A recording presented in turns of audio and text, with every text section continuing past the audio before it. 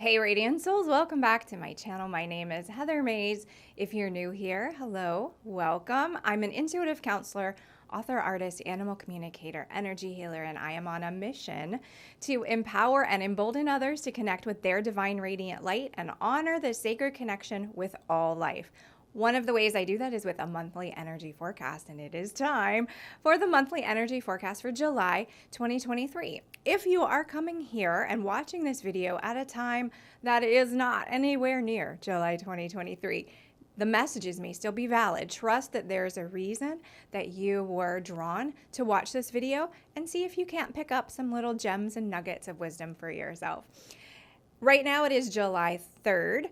2023. I am sharing my morning coffee with you. Here's my little mug. Ready to roll for this. So for July 2023, we are looking at some big energies potentially. And it's going to be a little sporadic for us. It feels not like a full month of intense energy, but little fits and starts of it, bursts of energy, almost like fireworks, where things are going to feel really bright, really hot, really important, really big in our own lives and big on the collective. And then they're going to fade right out. And then the next big thing will come up and it'll fade right out, so on and so forth. There's also a theme of change, particularly within our personal lives. And I saw this as kind of a weave of coming in and out of transition. So coming into something new, out of something, into something new, out of something. And that could be relationships you're walking through, challenges within those relationships where maybe you had something that you couldn't resolve together and you decide to just leave that issue on the table, as it were, and then it comes to a resolution for you. Things like that. But be conscious throughout the month, and really any month, but in particular July, because of the energy that's kind of stamped on it. Be really aware and conscious of where your frequency is, what you are thinking. After each of those proverbial doors closes, think of the next thing. What do you want next on the horizon for yourself? And if you get really good at that, even before the door closes or before there is an ending point, already be picturing and thinking and feeling into what is new for you. If you are embracing something new, you're on those first steps of that path, already be thinking of, okay, this is what it's going to look like down the road for me. Feel into that, because there is almost a supercharged ability for magnetism, or you might want to call it manifesting, what it is that we are feeling into. So for me, I like to also equate that to frequency. What frequency are you frequenting throughout the month of July? So it's going to feel jolting and stagnant in equal measures for us. And what that is prompting us to do, it's serving a purpose. It's prompting us to be very reflective and going into self for refinement in particular, and refinement as we are thinking of moving toward coherence for ourselves. What is in your life that you want to run smoothly? What do you want to sit into? And the image I see for that is almost like the kind of lazy river rafting ride where you can just sit for a minute and enjoy it. Often we are challenged by these energies that are jolting and stagnant, and we feel like, oh, the jolting is really exciting and things are picking up, and then the stagnant feels like, oh, crap. I lost the thing that was really exciting. You didn't. You're just in a time of integration, in a time of reflection, and in a time of pause. And pause often creates momentum. So allow yourself to come in and out of those transitions without judgment, definitely without fear, and with the courage and conviction to craft your own future for yourself. So on the collective, again, what we're going to see are these kind of pops of really shocking, important, dramatic things, and then they're going to fade and it's going to be on to the next.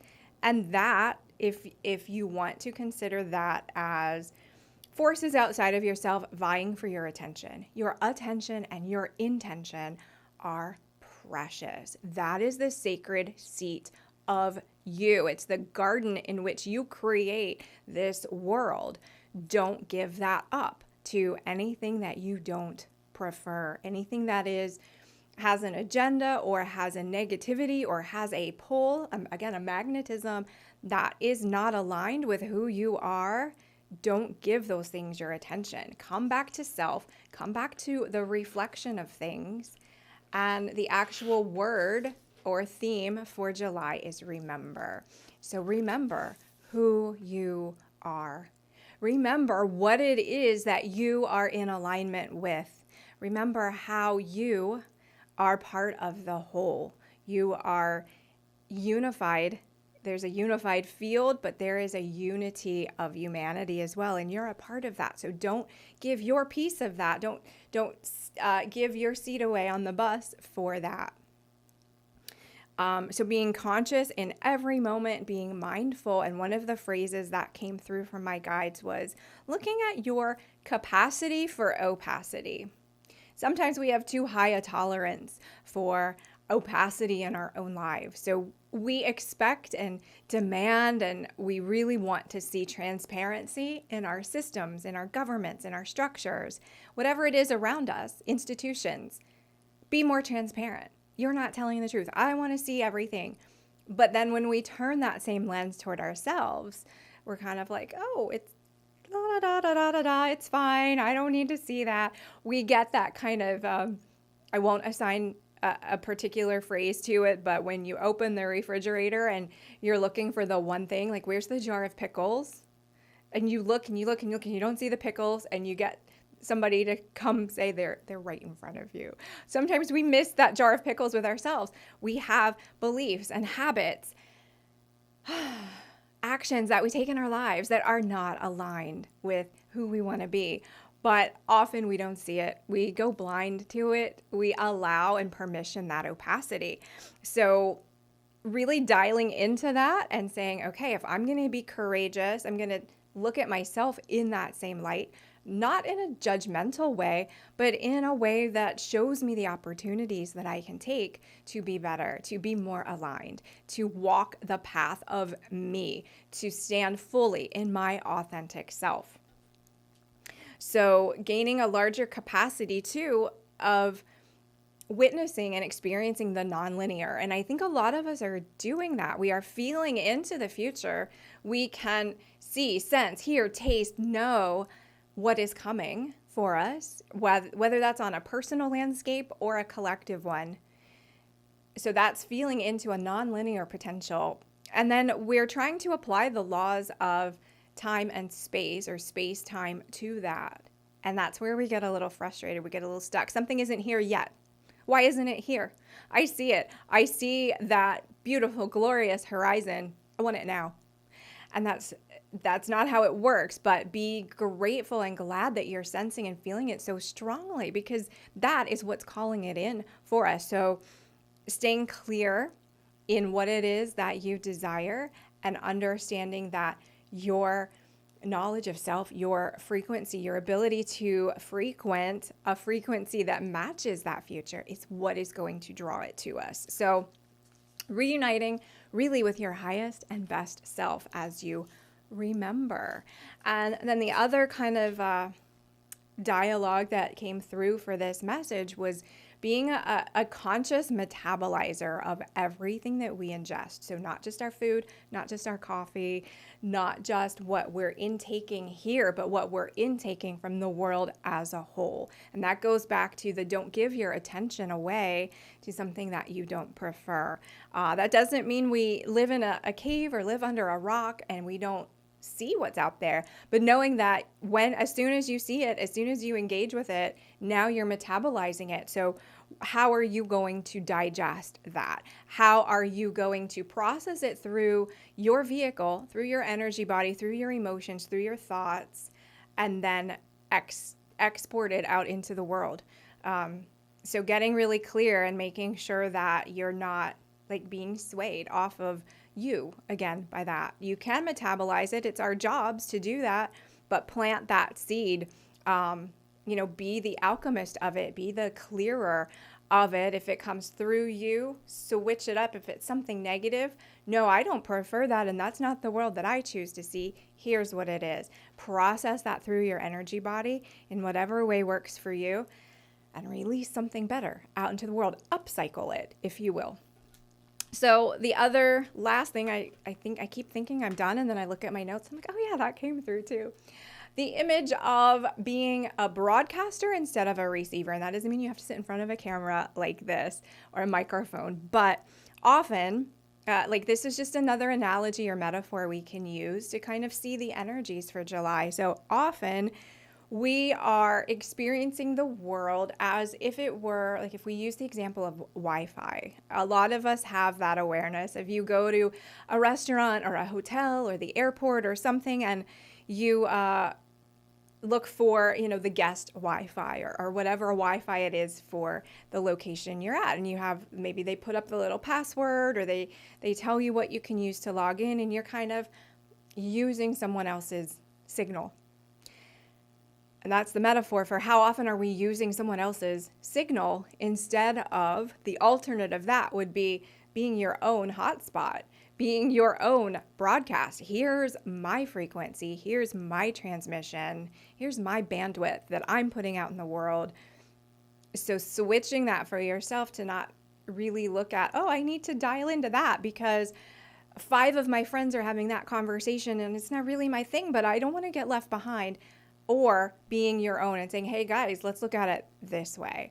So even in your personal relationships, in your experience of self, broadcasting your authenticity, and that comes off of the heels of being that conscious metabolizer, processing things through you so that you can broadcast them out as your own hotspot into the world. And for those who are looking at maybe higher frequency or multi-dimensional experiences, we'll say, we get there at a personal level, but also at a collective when enough of us are not drifting or drafting off of that public Wi-Fi, if you will. When we are our own broadcast, when we are our own really strong signal, that's when multi-dimensional energies can connect with us. So I think that's it. Let's look at the art. And while I am pulling that up, I will also say that the crystal or gemstone that wanted to come through or support this message is chrysoprase. So this is a beautiful, I love the color of chrysoprase so much. It's this bright, vibrant green. And to me, this is helping us or prompting us to connect into our heart space, because that is also the sacred seat of, we create, maybe one would say we create from the sacral chakra and even speak things out into the world from the throat chakra, but they come through that metabolizer of the heart. So really sinking into your heart space and connecting with all those beautiful divine energies that you carry with you there as you are walking through July. I don't have an animal that really came through for the message, but if you have something in mind, I'd love to hear it. Drop it in the comment. What animal feels like it supports this message of remember?